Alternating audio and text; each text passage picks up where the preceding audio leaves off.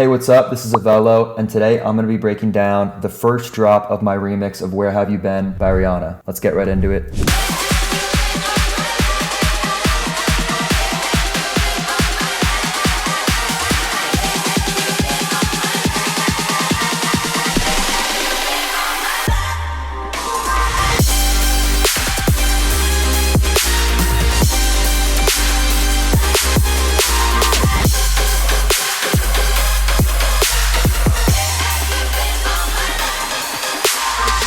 All right, let's start off with everybody's favorite part, the synths. So taking a look at this drop stack, you can see there's a lot of automations, but don't worry, they look complicated, but there's really not too much going on. Just some low pass, some filters, some EQ, some sidechain. So I'm gonna first break down all the drop layers, and then we'll go back and take a look at the automations. All right, so first layer up, we have a saw.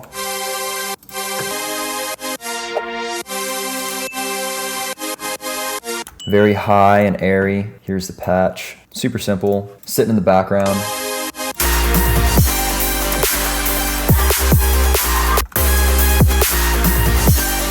Just filling space and adding some energy. And then we have my favorite part, which is the ARP lead.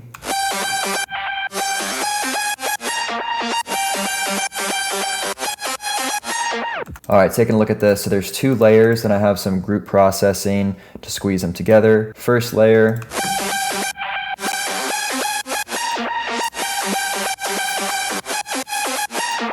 Super detuned hyper saw. Then we have another one that's a little tighter with less detune.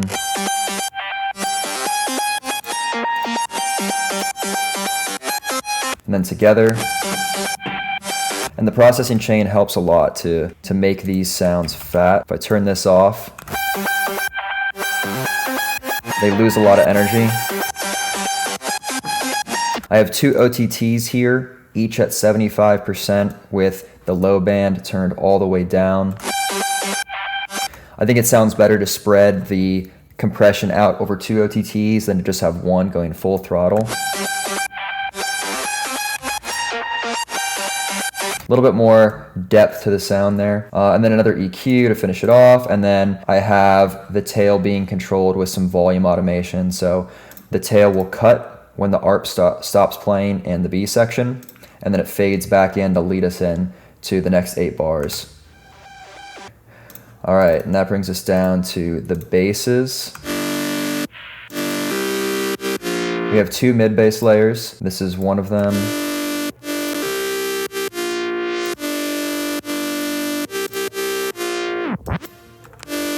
This oscillator is playing a fifth, 3 octaves up. Then we have the second layer.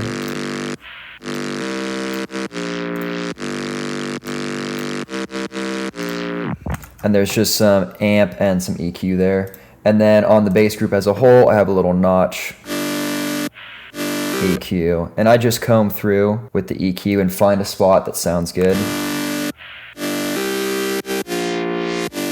You can get some nice tonality to your bass by doing this, and also make room in that area for other elements. All right, now let's take a look at the effects.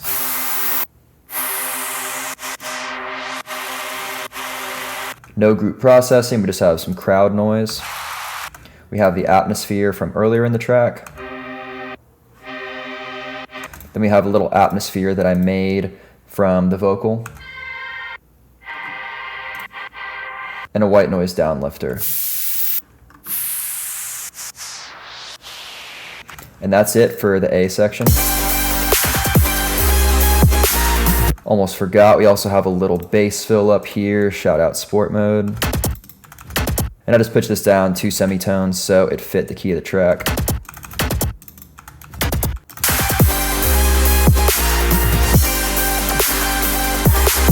And that's it for the A section layers. Now let's check out the automations that we have on here. All right, so on the drop as a whole, we have a high cut at 18 kilohertz. This just gives space for things like the hats and the cymbals and takes away the harsh high end of the synths. Then have some low pass that is occurring every 2 bars here. If you've watched any of my other breakdowns, you know that I love to do this at the end of every 2 bars, have a little auto filter low pass duck and then return the highs. I think it's a great way to let the listener know that, okay, this section is ending and it's leading us into something slightly different by taking away the highs and then bringing them back. And then I'm using utility for my side chain here, so I have a little curve on every kick and snare. And then during this fill, when the bass is playing and the synth's cut out, I cut everything except the ARP lead, and I have a telephone EQ effect. So this turns on, I turn off the super saw, the basses, the atmospheres, and I just let that ARP ride the telephone filter, and then the bass play, the little bass fill play. Nice way to keep it flowing without completely stopping the entire chord stack. And then I have an 808 sub bass here. I bounced it to audio just to cut out any pops and clicks, but here is the patch. And that's it for the A section. Let's check out the B section.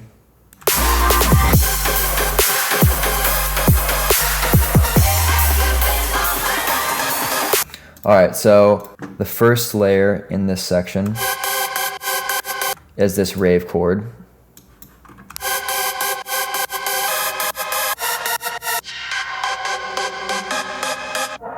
And for 2 bars, I let the notes ride out a little bit longer.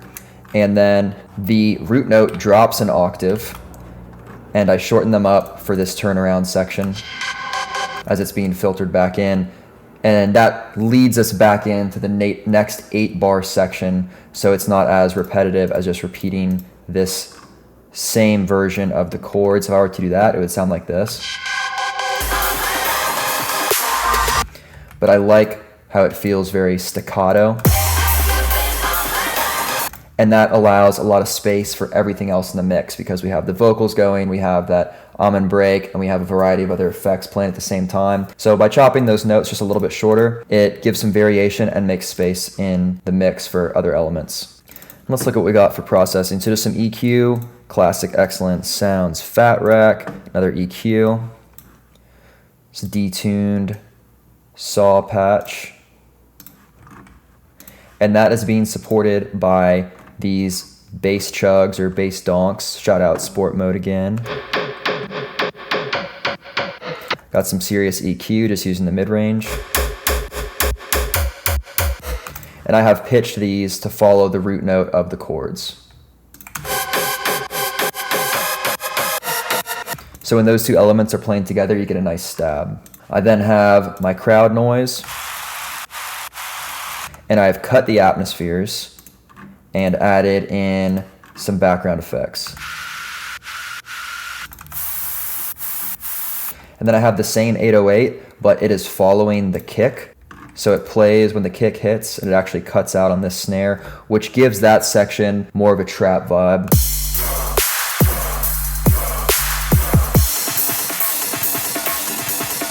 And I'll break down the drums and effects here in just a moment after we cover the drop synth layers. And as for automations, let's bounce back up here, and you'll see, all right, I have a little tape stop that helps take us out of section A into section B.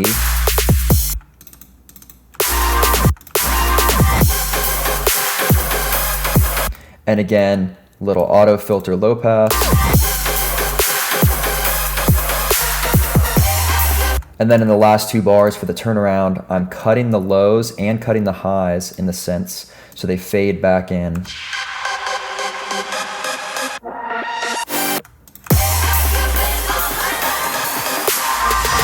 And that, by consequence, makes the next section feel more powerful, because I've taken away frequencies, then I'm bringing them back. It creates a contrast. And it makes the listener feel like they're getting pulled into that next section of the drop. So second half of the drop synths. All right, everything is the same except the donks and the chord stabs in the B section. I have changed the rhythm just a little bit. I just threw an extra one in there, gives it a nice variation from the first B section. And I've added another background effect layer.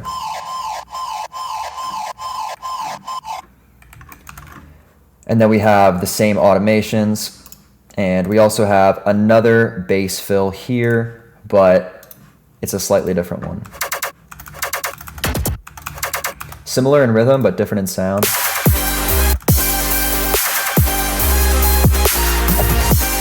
But other than that, the synth layers are the same. And then we'll check out the breakdown here too. So at the end of the last 2 bars of the drop section, I'm introducing an auto pan. That's just doing an LFO effect. And you can see that the amount is automating here. And then I keep it on 16th notes on the synth group. And that creates a cool variation to the breakdown.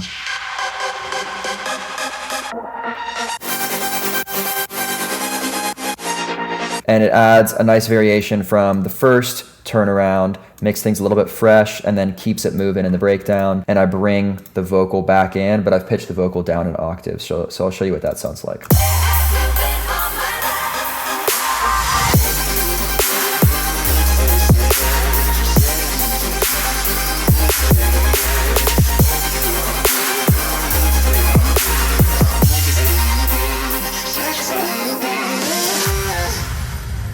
And that's a nice cool down to take us out of the drop. I also want to point out that I dropped a mid bass layer. The reason for that is I want this section to feel slightly less energetic than the drop. While there's a lot of the same elements, I want it to feel like we're cooling down and getting ready to go back into the verse section. All right, so that is it for the drop synth elements. Let's check out the drums.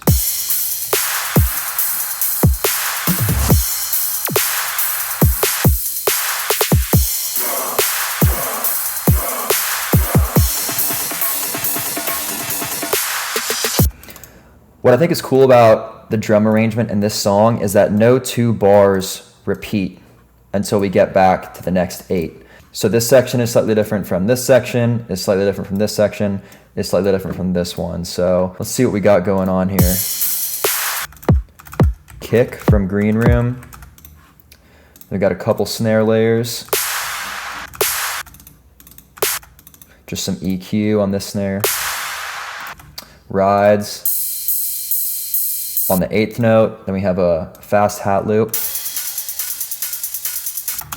We got crashes, little drum fill, little break, and this comes back in later as part of the turnaround.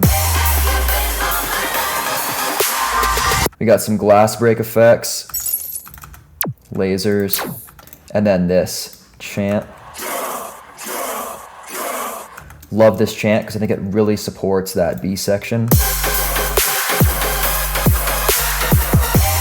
Makes it feel much more aggressive and gives it a trap vibe. Then we have a little trap fill here. And some reverse cymbal effects. And then over in the pre-drop we have little kick, little riser, combine that with some sub drop effects, some sweeps, and our break fill. And it leads us nicely into the drop. So all in all, the drums are super simple. Let's check out the effects. So I got a little sweep, and then a very short cinematic sweep here. And then in the turnaround, I have a sub drop.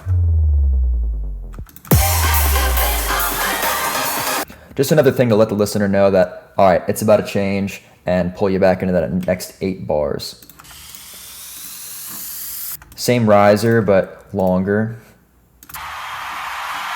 Little stadium riser from Hex Cougar. Same little cinematic sweep, but I have lengthened it out. I'm using more of it because the middle of this sweep has a lot of sub in it. And by cutting this one in half, I just give some variation to these sections. This sweep makes it feel like a more pronounced change is coming in the song, whereas this just works nicely as a transition to the B section. And then I have this little guy. Helps with that turnaround. And that's it. So what I'm doing here with a lot of elements of the production, both the way that I'm arranging and automating the synths, the way that I'm writing the drums, and the way that I'm laying down the effects, is I want the listener to be pulled into each section. I want everything to flow seamlessly without getting tired or feeling sudden. Kind of want you to subconsciously be wondering, okay, what is this next bar going to feel like? Is it going to be just like the last couple bars, or is it going to be something a little bit fresh and a little bit different? And oftentimes, as you can see, it doesn't take a lot of variation to give the listener that feeling. Just slight changes to the drum pattern, using slightly different bass fills instead of just repeating them.